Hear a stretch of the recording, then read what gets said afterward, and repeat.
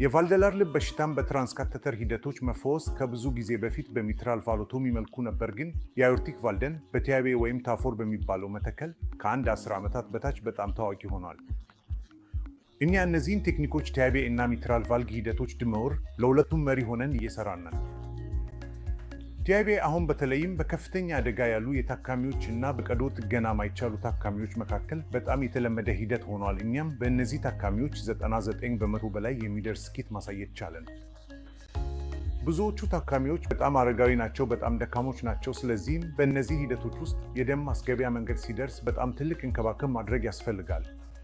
ውጤታችን በቅርቡ ብቻ ሳይሆን በረጅም ጊዜም ስኬታማ መሆኑን ማሳወቅ በጣም ደስ ይላል።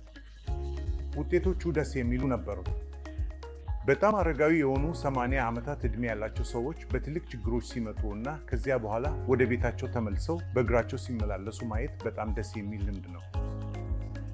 ቲያቤ በየግል ልምዳችን ባለፉት 10 ዓመታት ውስጥ ተሻሽሏል። አሁን አብዛኛውን ሂደቶች ከጭንቅላት በቀላሉ ሂደቶች በቀላሉ ደረጃዎች እና በቀላሉ እና ትንሽ ካቴተሮች እና ቫልቮች ማድረግ እንችላለን። የአውሮሲክ ቫልቭ በርካታ የቫልቭ ችግሮች ሁሉ ሊታወጁ ይችላሉ። የአውሮሲክ ቫልቭ የቫልቭ ስተኖሲስ ሁሉም አይነቶች፣ በልደት የተወለዱ ወይም የተሸከሙ ወይም በአረጋዊ ሰዎች የሚታዩ የሽባ በሽታዎች በተገቢው በባሉን የሚዘረጋ ወይም በራሱ የሚዘረጋ ቫልቭ ሊታከሉ ይችላሉ።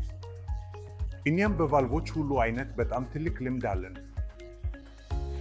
በቲያቤ ተገኝተው በተወሰኑ ታካሚዎች የተጎት የቫልቭ እንቅስቃሴ ፍተሻ ከዓለም አቀፍ ቦታዎች ወደ ማዕከላችን የሚመጡ ሰዎች አሉ። እኛም እነሱም በቫስኩላር ክላቦች የፓራቫልደላር ፍተሻ መዝጊያ እንቀርባቸዋለን።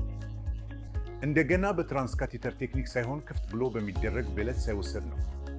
የቲያቤ ወይም ድመብረ የመካከለኛና የረጅም ጊዜ ውጤቶች ከክፍት የልብ ዕለት ጋር ተመሳሳይ ናቸው።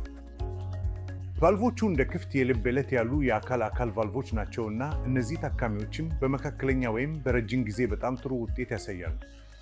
አሁን የምናገኘው ውጤት እስከ 8 እስከ 10 ዓመት ድረስ ይደርሳል። ለእነዚህ ታካሚዎችም የቆየ ጥቅም አለ።